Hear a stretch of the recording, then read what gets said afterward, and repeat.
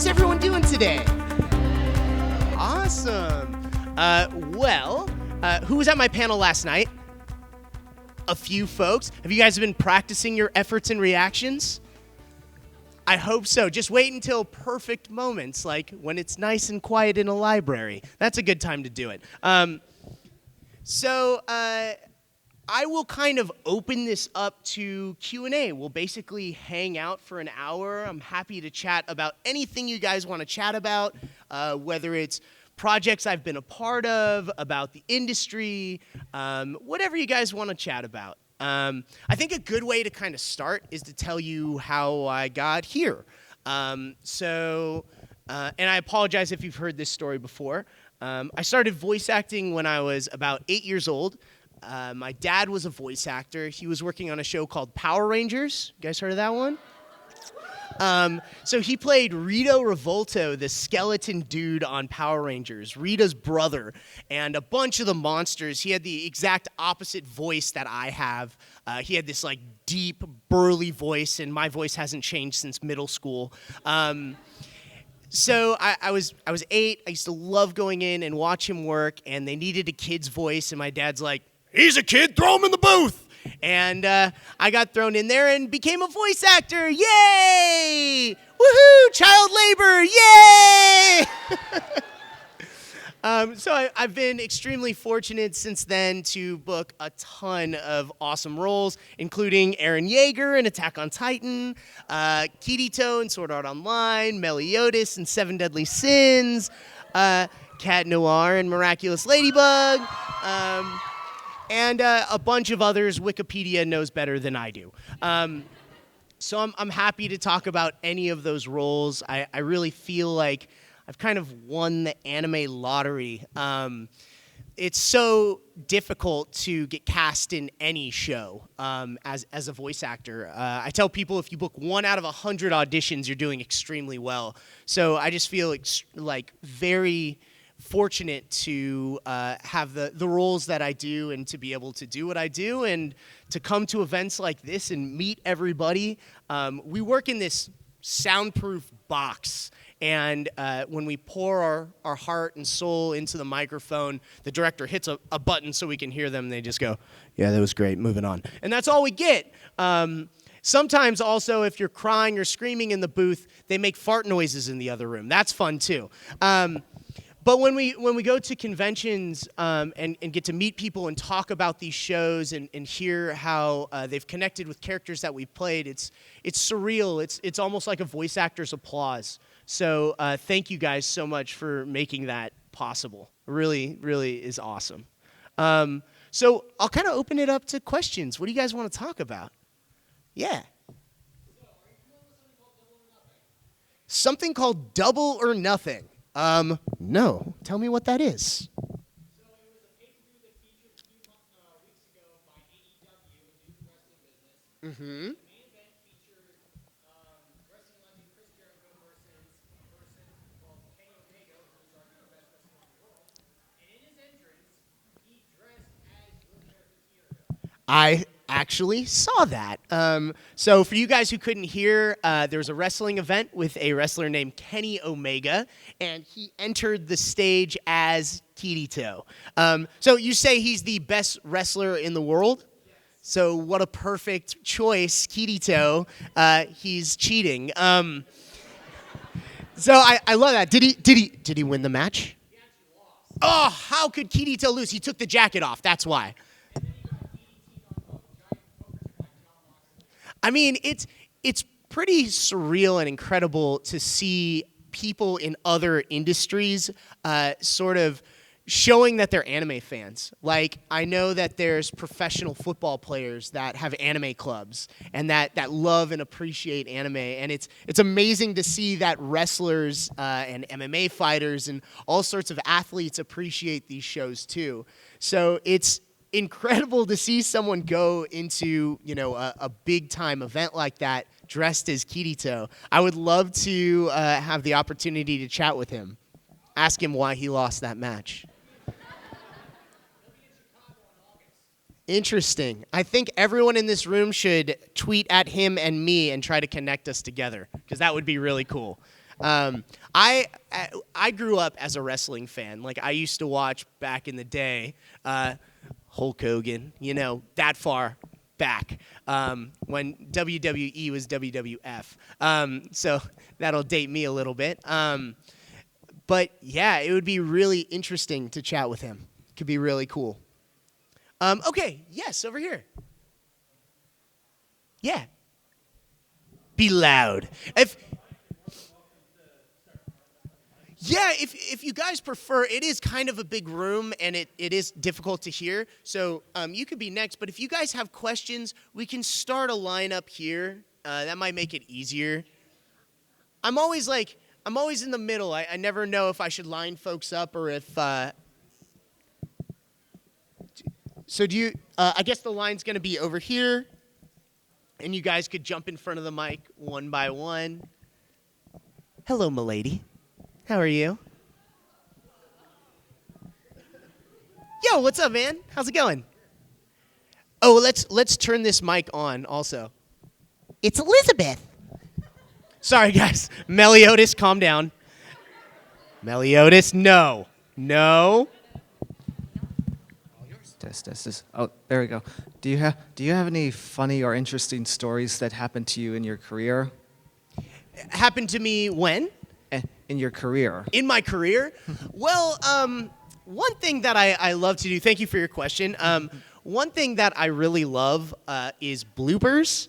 I might have left one or two of them in a number of the shows I've been in. So there's another event called Anime Expo, and we've done a pretty big Sword Art Online panel for a couple of years now. And they saved some of those bloopers, and they showed them to a crowd of about 2,000 people at that show. So when I do a blooper, I look for a couple things. First, I try to make it fit in the flaps, because we're actually watching the screen and talking as our characters are talking. So I try to get the blooper to fit in the mouth flaps, like the character's actually saying it. So that's the first thing I do. The second thing I do is try to say the most disgusting thing possible as the character. To try to make the engineer and director and producer just laugh or go, oh, why would you say that? So I literally go on Urban Dictionary and find the worst thing I could find and have my character say it. Thinking, there's no way anyone will ever see this. Well, because Aniplex is a Japanese company and I was going to very obscure Urban Dictionary things that Kirito was saying, they played a few of those in front of this crowd of 2,000 people. And actually, someone was in the audience recording and has put it up on YouTube. But I just say terrible, terrible things. Go look it up. Don't look it up on YouTube. Go do it. And if if you happen to stumble across it, definitely don't go on Urban Dictionary and look up what I say. Look it up. It's just terrible, terrible things. Never thought that would get out, and it's hilarious that it has. And I was on stage, sitting next to Shermie, crying because I was laughing so hard. So good times. Good times. Thank you. No problem. What's up, man? Hello yet again. Hi. I hope you have another one that matches up to the question you had yesterday. That is a awesome shirt. Well, it's a little more. I'm still keeping this PG for what I had in your panel line. Okay. I'm going to provide a bit of context here. So, and I'm keeping it vague and PG for the kids in the room and those who have not seen it. Thank you for doing that. I do know how to check my language. I went to a K-12 mixed school. So, when I was watching Heaven's Feel Part 2, my buddy and I in the theater at that scene, we started chanting, "Feed the worms, feed the worms." Oh my gosh. I hope you didn't get the audience to do it. Sadly, they did not join in. We did get a few boos, so I felt proud about that. But were there any moments that you know of, either that you did or some of the other actors did, particularly in Fate, that were along that line, just like that you can get away with here, mentioning around the kids? Ooh, I believe I know what scene you're talking about. Who's a fan of Fate? Awesome. For you guys who have no idea what that is, I was part of the series first called Fate Stay Night Unlimited Blade Works, which we deemed Fate Stay Night Unlimited budget because of how much it must have cost to make that animation. It is beautiful. And now there's a series of movies that have been released. The first one we've worked on. The second one will hopefully be coming very soon, fingers crossed. And the third one is scheduled for, I believe, later this year in Japan. Next year, from what we saw, they had like a rough credits. It's supposed to be like March 2020. I guess it takes them a while to draw that kind of animation. As far as like scenes that we could sneak that stuff in, Fate is a very serious movie. And I don't think that there were any moments in the first movie that were quite like that. There's a couple scenes that they're very innocent in Unlimited Blade Works, whereas I think in the movie it's a little more racy, I guess. I will say it is, yes. But I'm interested to see more. And I'll just say I don't know if there are any moments that I've dropped those bloopers in Fate. Well, if I do see the bloopers and I hear you saying that, I'm taking credit for it. Okay. Hi. Hey, love the cosplay. That's awesome. Thank you. I just want to start off and say I'm a really big fan. Thank you. Kind of nervous being right up here in front of you. So. Oh, don't be nervous. I'm not as angry as Eren is. Okay, good. IRL, I'm a little bit nicer. Okay. So basically, I was also supposed to be Meliodas today, but my cosplay didn't come in time. So. It's all good. I've ran into a number of Meliodas cosplayers recently, and they're all taller than me. I mean, I'm short, so See, I could have been I'm a giant compared to Meliodas. Next time. Yeah. So the question I had is, I've noticed you play a lot of protagonists in every anime I seem to watch, almost. But is there going to be a time that's coming up where you're going to be more of an antagonist, more like a villain? Or if not, what should we expect for your next protagonist character? Well, so here's the thing. I don't know. Oh. The incredible thing, it's the most frustrating thing and the most exciting thing is we don't choose our roles. We don't choose our path. It's kind of unknown. You can go from, having a character that's in every episode and then their character gets blown up and you're unemployed. So it's really incredible that I have kind of fallen in this protagonist sort of realm. Yeah. And I think it's because I sound like I'm in middle school still. And I think I actually sound a little bit younger than I did a couple years ago. So it's Benjamin Button voice acting disease. I don't know what's going on, guys. So I might be playing babies in a couple years. I'd like to see that. Yeah. As far as playing some sort of antagonist type roles, yes. I don't know if there's one role where I hate the character so much that I love him, but I don't know if it's been announced. Okay. So that's definitely coming at some point, but I just don't know if I can talk about it. It's fine. And as far as what I'll be doing in a month from now, I have no idea. There are a couple things that I'm working on right now that I know I can talk about and that have just come out. So things that you might find on Netflix. There's a show called Revisions. I don't know if anyone caught that. I have that on my list. I need to watch it. Awesome. So I play Daisuke, who the show is surrounding. And as I'll try not to spoil anything, but I've found, like you mentioned, I've played a lot of protagonists. Mm-hmm. A lot of these protagonists have swords. Yeah, I've noticed that. And a lot of them have this thing where they want to protect people. Mm-hmm. So in episode 1, Daisuke claims that he wants to protect everyone. I'm like, okay. And later in the episode, he gets a robot that has a sword. I'm like, I see why I was cast as this character. He's very angry the whole time. So I'm like, it's the trifecta of my typecast. Yeah. It's a really interesting show, super fun to work on. Highly recommend it. I start so many animes and never finish them, so I'll make sure I'll watch that. Yeah. It'll fly by. It's a good one. All right, thank you. I know I'm recording more Attack on Titan. I know I'm recording more Sword Art Online. I know I'm recording more Miraculous Ladybug. that's my calendar for next week. Next week. So I've been talking a lot. There's tons of exciting things happening on my side, and there's always new opportunities. I mentioned last night when I had my computer in front of me, my computer is literally a graveyard of auditions that I have read for that I haven't been cast in. I'm constantly reading for all sorts of roles, and I have no control over which ones I'll be cast as or not. So we'll just have to wait and see. Cool. I look forward to it. And I guess people whoever casts you seems to really like your protagonist. Yeah, Wait. it's not one person.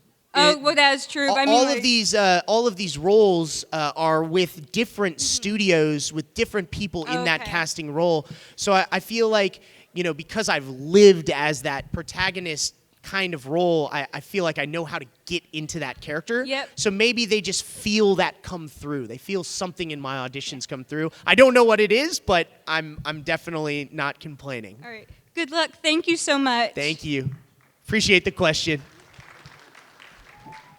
Hi. Yo, how's it going? Good. I just want to ask you, how exactly do you pull off the Komaeda laugh?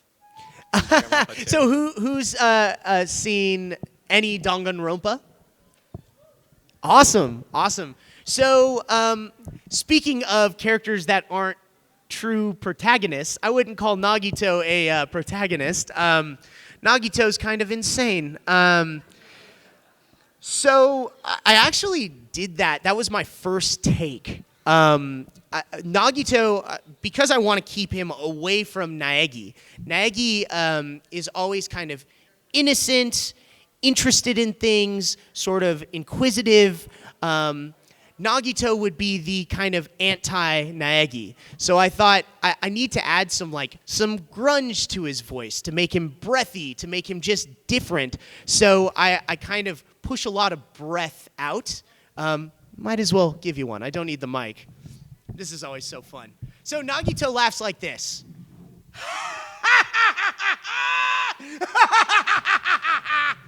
Good times. I actually said a number of unperformed lines as Nagito on my panel last night. I learned that it's not the dishwasher, or it's not the laundry machine. Spoiler, the laundry machine didn't do it. Thank you. No problem. What's up, man? How's it going? Nice to see you again. Yeah, dude. All right. My question is this. I'm pretty sure, for anybody who does voice acting work or amateurs who are trying to get in, it's basically a lot of fun, and especially fun to do bloopers, especially when you're doing group readings. You mess around, have fun. But out of curiosity, has there ever been any moments where you've been scolded for doing bloopers, like the one that got past the editing process for Danganronpa? So I thought I might get in trouble with that one. I might as well tell you the Danganronpa blooper story. So I was working on the anime. I mentioned I play two characters in this show, and they finally meet at the end of the show for like 1 second. So I'm like, I can't pass this opportunity up to try to sneak a blooper in the show. So I threw the blooper in there, and the next day, Funimation, immediately after they released the show, Funimation sent out a press release saying, "We are so sorry, a blooper made it all the way in the show. We really apologize." And I just thought, well, that was a good run. Time to get fired. It was someone else's blooper, and mine made it all the way to the Blu-ray. So my characters reach out and grab each other's hands, and Nagito goes, "His hands are so soft." And Naegi goes, "Why is he sticky?" It's canon. I can sense the atmosphere. So I tend to kind of fool around a lot less if it's my first day on the job. I tend to fool around a lot less if there are producers in the room or people that I haven't sort of set up a rapport with. But if I'm working with a team that I've been with for a long time, like Alex Von David, we recorded Blue Exorcist together. And yeah, Rino Kumura, we need a third season. We had so much fun recording Blue Exorcist. And immediately after, I was cast as Kirito, and Alex wrote and directed Sword Art Online and has always written and directed SAO. So we had just spent a tremendous amount of time together. We were very comfortable. The producer of both of those shows from Aniplex, her name is Hiroe. I'm just so comfortable with her. I know that they're okay with me sneaking some bloopers in. So I do it all the time because it's really, really fun. And I love kind of messing with them. It's good times. But in a like another atmosphere where I'm not quite sure, I just won't mess around. I keep it very professional. So it all depends. And I've escaped getting in too much trouble.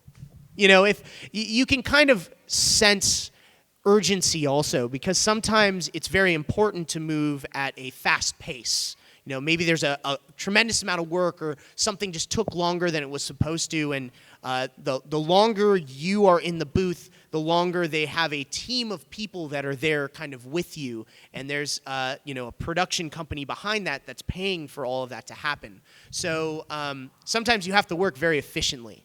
And you can kind of sense when it's one of those sessions versus one where you can explore and have a little more time and find little nuanced pieces. And I'm really, excited that SAO is one of those shows where they spend a lot of time in the writing process and a lot of time finding all of the little nuances.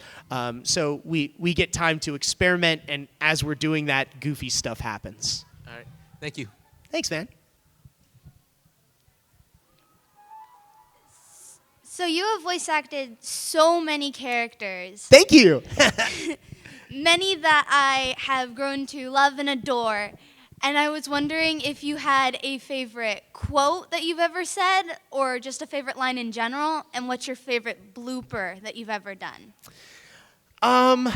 It's hard to narrow it down to like one or two. I mean, I feel like I've been so fortunate to have characters with such great dialogue. I mean, I would just answer this by doing like a bunch of different lines. Bloopers, there's too many to choose from also, but I showed some of my bad anime reactions last night. So a bad anime reaction, I wait until the director and engineer are expecting a quiet noise, like a little breath, like a... And then I give him a... and I watch him jump in the other room. Like, it's really fun. There are hundreds of them between Sword Art Online and Blue Exorcist. Good times. So I feel like all of those combined are just so much fun. As far as favorite lines, I mean, I'm looking at Eren. I've already spoiled this transformation. So the first time that he's in Titan mode, he's like stepping on this Titan's neck. He like punts this little baby Titan, and then he's like stepping on the Titan's neck, and he's like, get up, let me kill you again, and again, and again. It's a good good moment, yeah, good times. I mean, any cat pun is cat noir. Yeah, those are all perfect. Cat pun. I mean, it's just hard to narrow it down. Do you have a favorite line? Not really, but I have some of my favorite moments. Yeah. Which is when King is where Meliodas is like, I sold mine when he sold his sword. Mm-hmm. And King goes, shame on you. Yeah, my favorite moment in the entire anime. I watched it at least 20 times. That's amazing. There's who's seen all of the newest episodes of Seven Deadly Sins? Sweet. There's this one sort of arc where they go into a cave trying to get to a second tournament, and there's a evil version of Meliodas that copies itself. So I play all of those Meliodai. Is that the plural of Meliodas? I play all of them. And when we recorded, each one had its own little personality.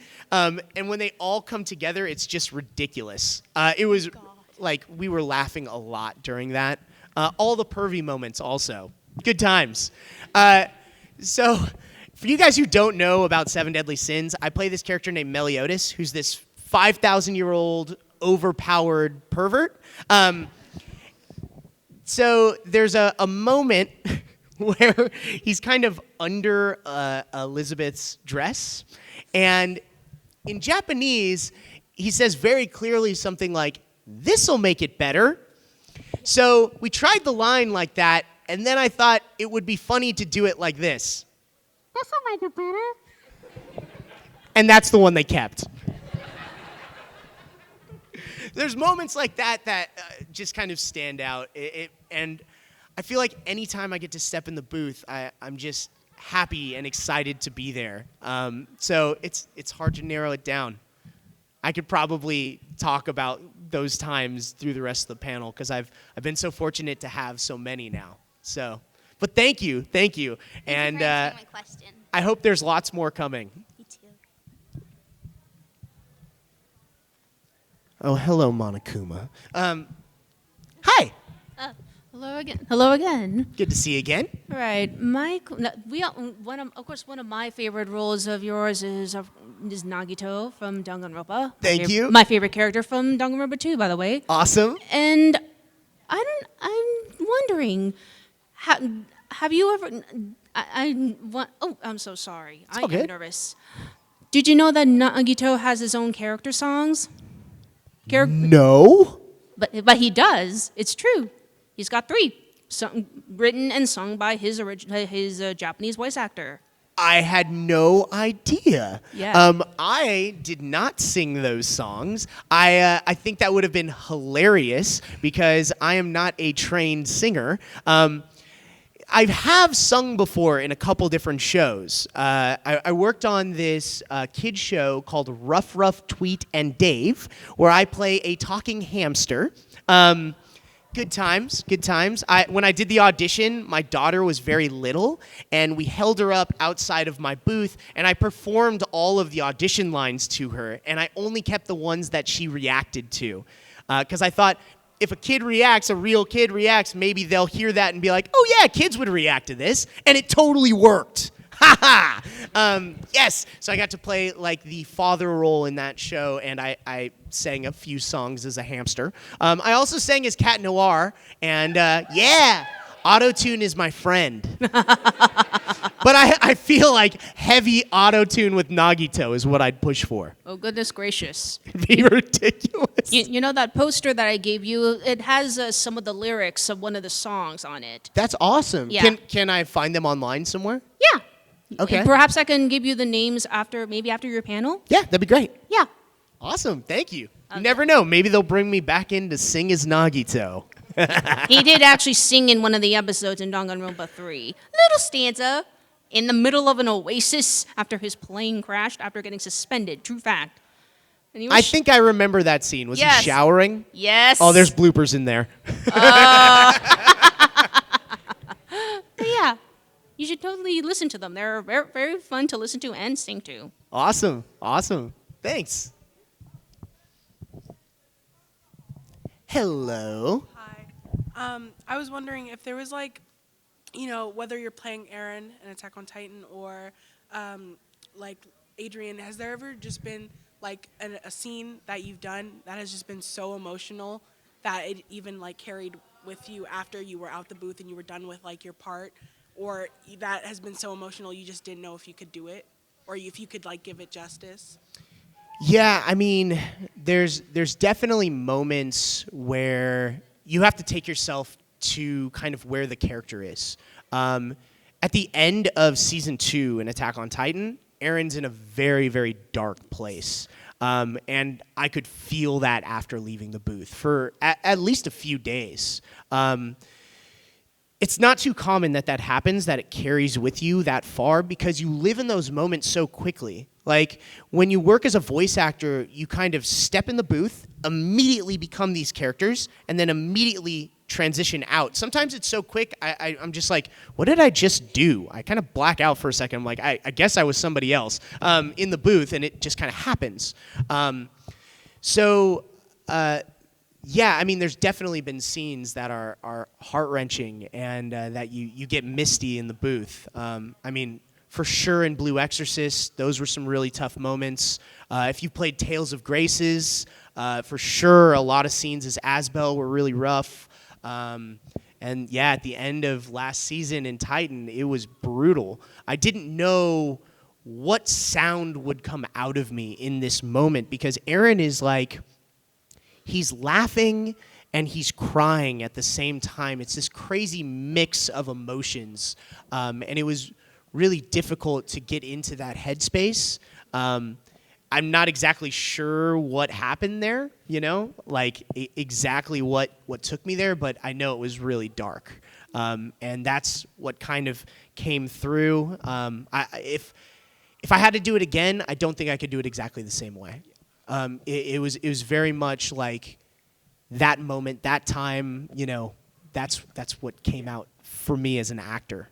But yes, it happens. Thank you. No problem.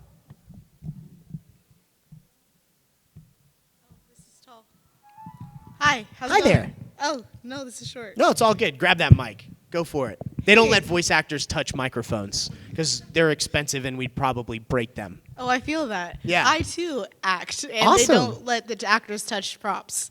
Yes. Yeah.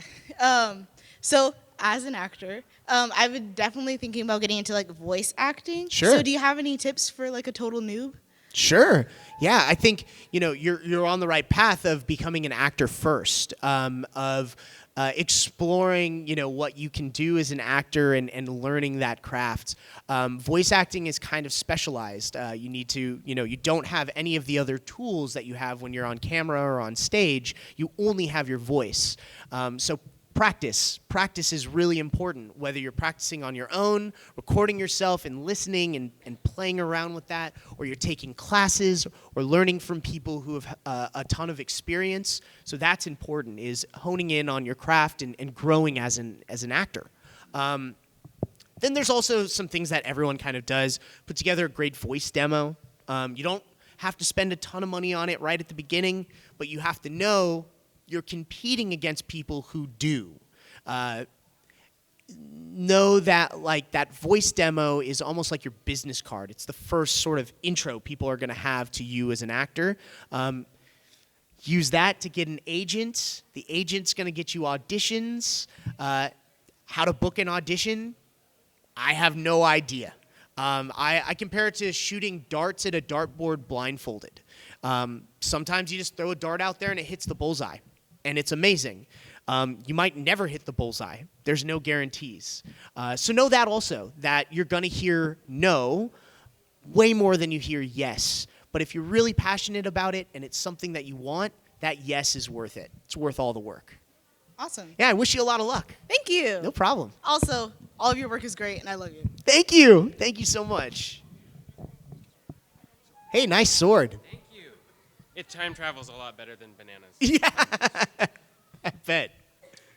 So my question is that as a voice actor, I've talked and listened to interviews and stuff with other voice actors, and a lot of them don't get to meet their castmates. Yeah. Have you met either your castmates beforehand or during recording, or any of the dub or sub analogs to the other actors for the shows? With regards to which shows, sure. So have you met the Japanese voice actor for Kirito, or have you met? Yeah, Cool. actually, I've been extremely fortunate in meeting some of my Japanese counterparts. That's cool.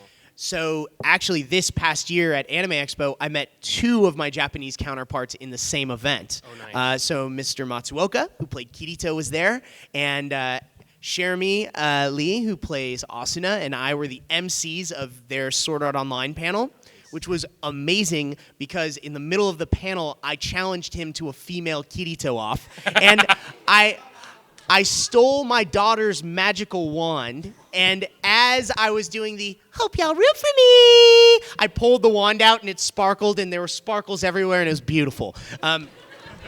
He still beat me. He's amazing. Such an incredible actor, such a nice guy, and it's amazing that even though there's that language barrier, we went through some of the same thought processes in approaching Kirito and in the performance. Also, I hung out with Yuki Kaji-san, who plays Eren Jaeger and Meliodas. And interesting enough, a lot of the characters that I've been cast as, there's a show that recently came out. It's on Disney XD. It's called Inazuma 11. It's a soccer anime. Really, really fun. There's a character that Kaji-san plays that I also play. He's like a little short guy that does this fire tornado. It's really cool. There's another show called Dragon Pilot. Kaji-san and I share a role in that. That's cool. Really awesome show. There's like these dragons that transform into fighter jets. Yeah. Highly recommend that one. And it was really interesting because it was the first time we had met, and we got to hang out right away and do this 7 Deadly Sins panel. And I was, talking about how I raise my eyebrows so high that it stretches out my vocal cords. And he was just cracking up. And it was like, I was so excited to meet him, and he was excited to meet me. And they actually filmed us, and I am on the Japanese Blu-ray for Attack on Titan. So I don't think that stuff like that was happening, where the crew in Japan was recognizing the work that we've done in the U.S. I just haven't seen a ton of that, but recently it's starting to happen. I know that a lot of the production company for Sword Art Online has come to a number of events in the U.S. They always love coming out here and feeling the passion of the fans in the United States. So they're recognizing that we love the art that's coming out of Japan, and it's amazing because it allows me to have those kind of opportunities. So yeah, I've been really fortunate. I also met Nobu, who plays Reno Kumara in Blue Exorcist. That was my first counterpart that I met. And he's an awesome guy too. So I've only had really incredible experiences meeting my Japanese counterparts, and I hope it doesn't stop. I would love to make that happen more. Awesome. Thank you very much. Thanks. Hi, Elizabeth. Hi. Careful with that microphone. I can't figure it out. How's it going? I love your cosplay. It looks amazing. Thank you so much. It's seriously an honor to talk to you. I love Meliodas so much. Thank you. Thank you. I just wanted to know, what's your favorite Meliodas moment? To talk about pervy moments to... I mean, the pervy moments. So funny. I think there's this... there's so many good ones. There's one where he's like... just checking for a heartbeat. Good times. There's a couple where he's tied up by Hawk, and all that dialogue in there, so fun. When we're recording in 7 Deadly Sins, we would spend time on each line until Chris Kaysen is the director, until we're both just laughing so hard that we're crying. Like, almost every line gets us to that point. So there's just too many to narrow it down. I know I answer this a lot. I just go, I can't pick one, but I really can't. I also play a couple other characters in the show. Did you guys catch that I play Love Helm? So Love Helm is the most annoying character in the show, and I'm really proud of that. So I was binging the show in Japanese as we were recording. It's one of those shows, for you guys who haven't seen it, where you watch one episode and it gets to the end, you're like, I'll watch one more. And then you get to the end, you're like, I'll watch one more. And then the sun comes up and you're like, what have I done? So I was doing that, and it got to the part where it's this tournament fighting for Deanne's hammer, and the referee, Love Helm, was super annoying. So, of course, I try to emulate his voice, and I'm like, I kind of sound like this guy. So I went to one of the producers and casting directors in the studio. I'm like, hey, so can I send you an audition for 7 Deadly Sins? And she's like, you're Meliodas. What are you talking about? I'm like, no, just trust me. We'll see what happens. So I went home, practiced, recorded something, sent it in, got a reply saying, I think we can make this work. So I kept practicing because I thought maybe I have an opportunity to do this. And at the time, my wife was very pregnant. And I was practicing. My sort of office is semi-soundproof, and this character has no volume control. So I was practicing, and she busts in and said, "If you keep doing that voice, I'm having this baby now." So I stopped practicing. But then I received an email that I got cast as Love Helm, and I had so much fun because I got to talk to myself. I'll give you a sample to show you why she reacted like that. This is what I was doing at home. And now, let the fight begin! Good times. So it was really fun to do all of those sort of really loud lines. Like, he's standing this far from Meliodas, and he does, like, his reactions are like, ah! Like, they're all just high and squeaky and annoying, and I love it. So it's really fun to be able to do that. Awesome. Thank you so much. Thanks. Can't wait for more. Yo, what's up, man? Hello. Oh gosh, I'm sorry about that. It's all good. Can you hear me? Yeah.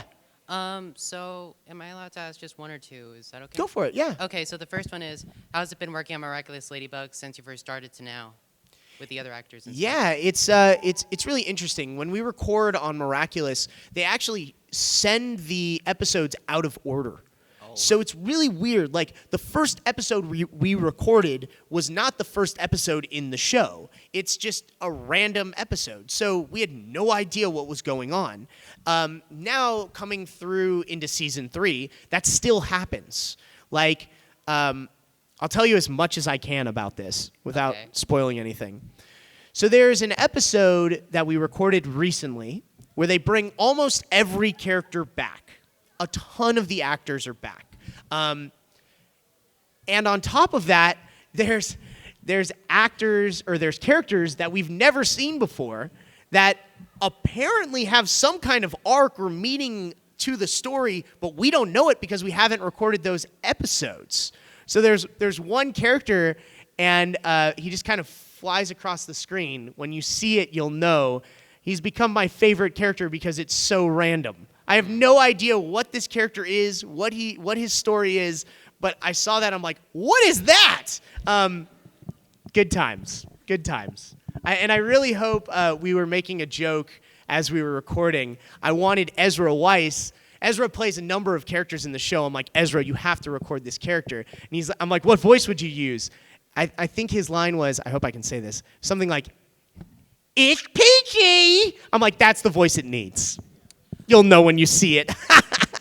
Also, how would you feel if the show was in the style of the anime, that promotional video, and not CGI like it is now? Yeah, that would be really cool. I mean, the CGI is beautiful, and I think it kind of softens the show a bit and makes it great for kids, which I like.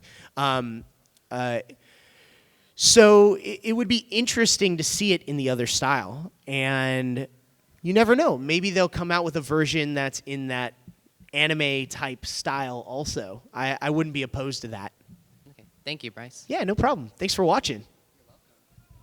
All right. And round 2. Round 2. All right. I want to get a little sentimental or deep with this. Sure. For every starting voice actor or theater person, whoever's working on it, I'm pretty sure a lot of them get to that point, struggle with motivation. Like, for example, let's say one person wants to work in film, and then they audition for like 40 auditions, or voice actors, they did hundreds of auditions, but they never get a single one. And then they get to the point, it's like, am I even worth it? And then they start looking at the voice actors that are make it, and they try nitpicking every little thing about them, like saying why they're not good enough, like, oh, so-and-so, he had a better chance because their parents were voice actor, but I'm like first generation, blah, blah, blah. My question is, how do you keep that motivation going, like that flame? Yeah, going? I think everyone has a different thing that they have to find to drive them forward. And dealing with rejection comes with the territory. If you are sensitive to rejection, it might not be the industry for you, because you will hear way more no's than you hear yeses. Like, everyone faces that. And I think one attribute of a successful actor is resilience, is being able to, withstand all of that denial and push through that in a good way, in a positive way that frees them up to be creative. It's really challenging. I think I started doing much better as an actor when I just stopped caring. When you care just enough. Like, I love being in the booth, and I'm having fun when I'm in the booth, and I think it comes through in my performances. And when I wasn't thinking, if I don't book this role, I won't pay my rent, when that wasn't in my mind, I could free myself up to be more creative, and that made my acting better. But as far as what my sort of first drive was to push myself forward, it was really my dad. So my dad passed away 13 years ago, and I mentioned, he was a voice actor, and I really looked up to him, and having the opportunity to kind of carry on the torch for him really pushed me forward. When I made the decision to put everything into my career as a voice actor, I was very motivated to do that. And I think that's what drove me to the next level. And like I said, everyone has to find what that motivation is. So I can't identify it for anyone else, but I know that's what it was for me, that potential of being able to have this opportunity. Yeah, and I also heard that sometimes you gotta be careful with it because there's a strong difference between someone who is driven and someone who is desperate. Of course, yeah, and I think desperation is easy to spot. I think casting directors just kind of know. Just a little bit about as I was establishing myself as a voice actor and what I've seen of successful working actors. There's this up and down that's very stressful on the financial side because you get a job, you're working. Your character is out of the series, you're looking for a job, you are unemployed. And it's super stressful to see that. So for about 7 years, I was a front-end web designer. I had a web design business that I ran, and it's amazing to do that because you can do that anywhere at any time. And it was the perfect job to be as a voice actor also, because I wasn't reliant on booking to pay my rent. That wasn't the only thing that I had, so I know it freed me up to know that it wasn't the end of the world if I didn't book this job. And that I was there because I love it and I want to have fun and become these characters. And I think that's really important to have that day job. That's why a lot of actors have day jobs. And I think it helps to free you up to be creative. All right. Thank you very much. No problem. Can I shake your hand? I hope if acting is something you want to do, you find that passion. Yeah, you find what pushes you through. No problem, man. Yo! Hello. So, if you were to change a character's past choices or personality, who would you choose to do that and why? We had a running joke in season 1 of Attack on Titan. I would say a line as Eren, and then I'd immediately say, Eren, no! Because he makes such terrible choices. Yeah. Like, I'll go kill them right now! Eren, wait. Eren, no! And he's gone. So I feel like Eren is always making bad choices. He could probably make some much better ones. Or when he's thinking, things always get worse. It seems like Eren is the one that needs the most help in making some better choices. But he's kind of in a tough situation. Yeah. I think I'd have to go with Eren. I have to go with him too. Yeah, you think so too? Yeah. Yeah. Eren, no. Yeah, especially when after the Titan ate Thomas, he just went after the Titan and he got his leg bit off. I'm like, yeah, you deserve that kind of. Yep, that's Eren for you. Yeah, all right, thank you. No problem. I hope as you guys, if you've never seen Attack on Titan, every time Eren does something bad, you just go, Eren, no! Good. Rewatch it again with that in mind. Well, thank you guys so much. This was a super fun panel. Really appreciate you guys being here. I have one more autograph session later today at 4? At 4 o'clock. And I know I have one more panel tomorrow. So if you didn't get to ask your question in this one, please come to the panel tomorrow or come to my autographs and ask me there. Thank you guys so much. This was super fun. And look out for Sword Art Online and Attack on Titan on Toonami tonight. Yeah, back on Toonami. Have fun, guys.